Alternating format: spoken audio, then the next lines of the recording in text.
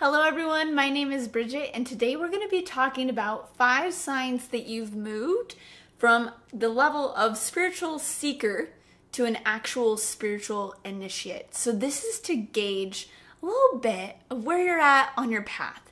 And as you read and listen to these different signs, you'll be able to tune in and be like, yeah, I think that could use a little bit more work, or yes, I'm doing great at that thing. And so it's to gauge kind of how to help yourself in some areas you can look at and also give yourself a pat on the back for where you are on your spiritual journey, which is so incredible and so beautiful.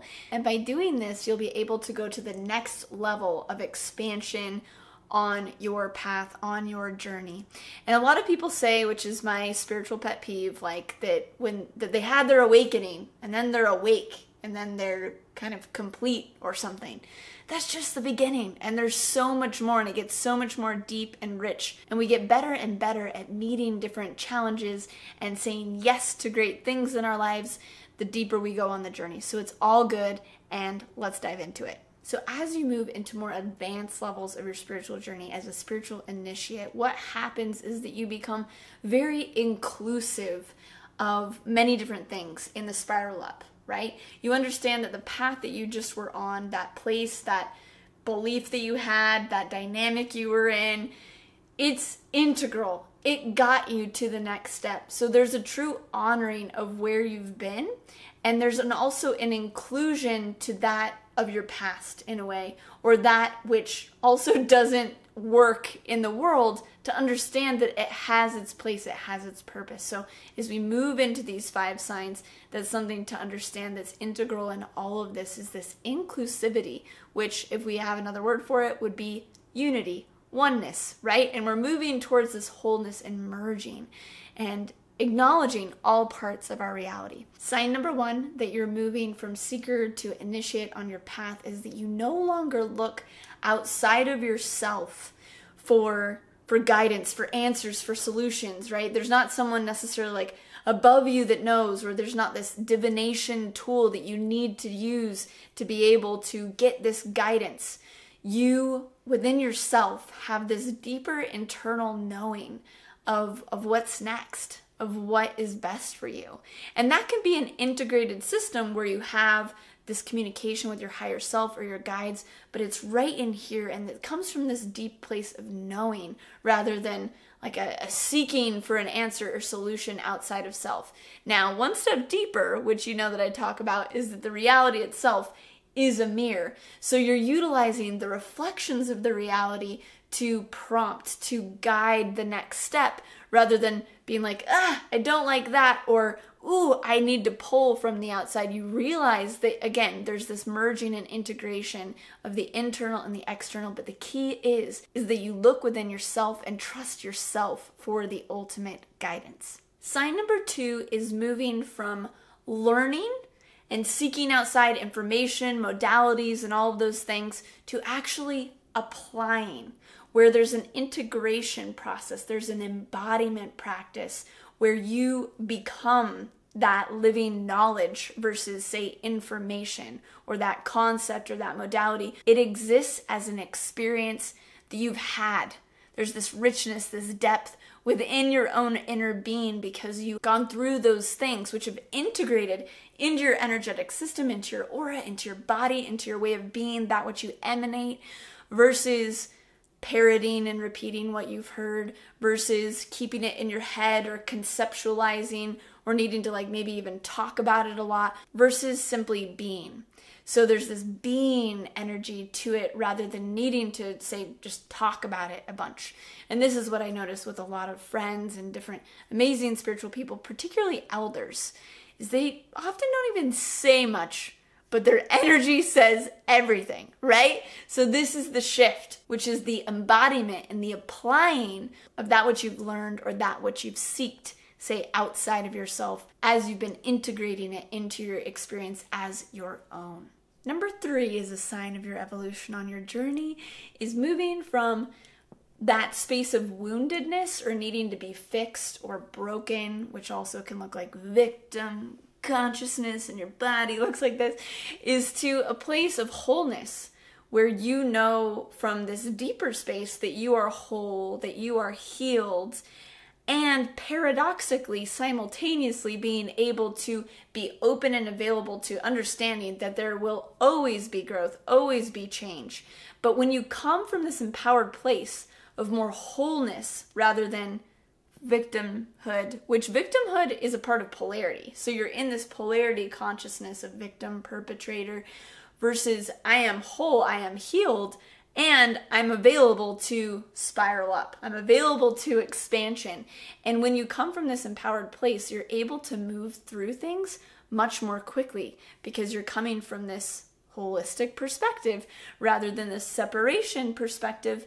And it's coming from a energy of positivity as well, which allows you to sail through challenges much more easily. So shifting into this consciousness is very, very helpful. Number 4 is that you no longer give your power away to gurus or spiritual teachers or certain information or things that, are praised, which again creates hierarchy, right? It's this I'm not as good as, you're better than energy. So from that perspective, again, there's different levels and nuance because there's still absolutely certain people, certain beings that have incredible wisdom, that have incredible spiritual development, that are wonderful to learn from, right?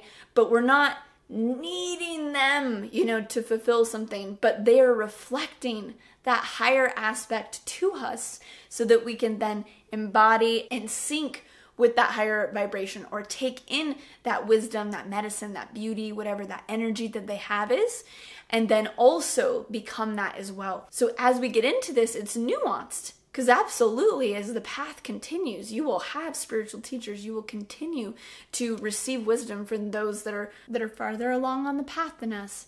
But the difference is that we're not giving away our energy or thinking of them as savior, but remembering that we are an empowered creator ourselves.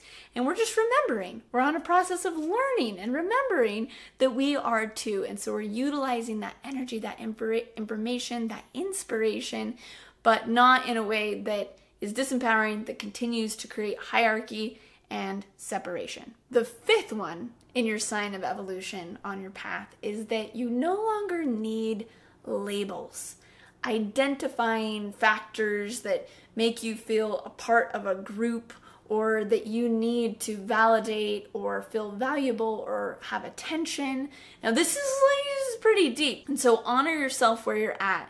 But a lot of what's been happening in the world, especially over the past year and especially over the past 5 years, is creating separation consciousness through identification with certain everything. We're gonna go with some actually less controversial ones in this moment, such as like, I am a carnivore, I am a vegan, I am, right? So you can see like that identity can create actual separation from your fellow humans, from your fellow you, right? All is you. So this is the thing, is noticing in this moment, and I'm not going to name a lot of them because I honor if it's triggering, but there's a lot of different identifications that have created separation, including the colors of our skin, our religions, our genders, our food preferences, and there's this like high and mighty energy around those identities, when really through dissolving these identities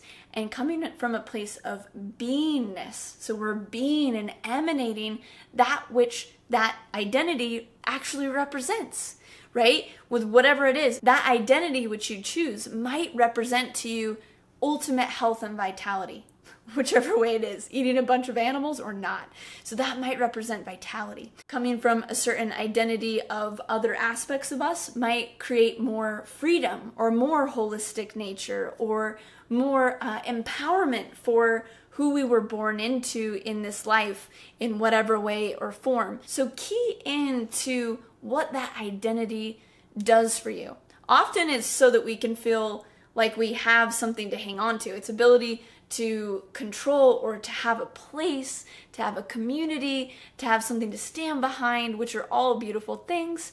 And what is the energy behind that identity that you've aligned with, and how is that serving your expansion?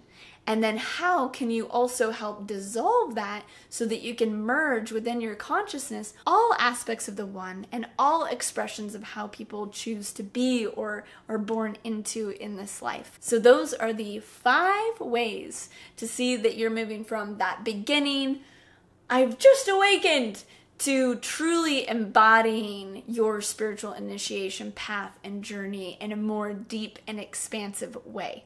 I would love to hear in the comments below which ones resonated with you, which ones you're like, yeah, not quite there yet, or other ways that you've identified your evolution on this soul journey and on this path. Now I'm going to give a few quick updates because this is my opportunity here at the end of the video to say hello, I've missed you, and I will be back around. I've got actually like a whole lot coming out in August and in the fall for you, so I'll be really dedicating myself to YouTube. And in the meantime, what I've been doing very diligently and very consistently is nourishing my new podcast, which is called Wild and Awake with Bridget Nielsen. So I highly suggest going and checking it out on iTunes, Spotify, wherever you want, and diving in. There's over 14 episodes now, all brand new content that you haven't seen here that is so good and people are loving it. So be sure to go check that out. I'll have the link in my bio, or you can search Wild and Awake with Bridget on whichever platform you like. And I would love for you to go support and check me out there because I made it for you. Lots of good content for you, for your ears and your souls and your hearts. So be sure to go check that out. And if you're wanting extra tool and support on your journey, be sure to go check out my free meditation down below. The link's in the bio for that as well.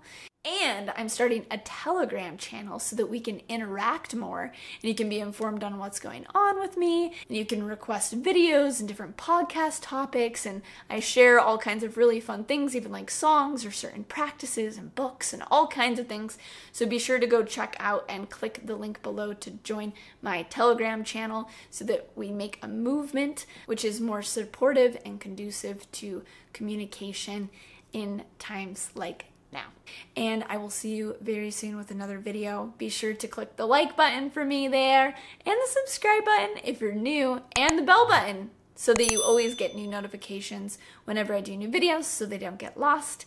And wishing you all the best on this journey.